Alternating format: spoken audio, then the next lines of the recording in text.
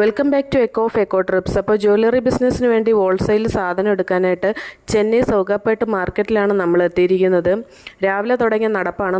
നടന്ന് ഉച്ചയായി ഗൈസ്. അപ്പോൾ വിശന്നു. സോ ഒരു 3 നിലയുടെ മണ്ടയ്ക്കുള്ള ഒരു നോർത്ത് ഇന്ത്യൻ ഫുഡ് കോർട്ടിലാണ് നമ്മൾ വന്നിരിക്കുന്നത്.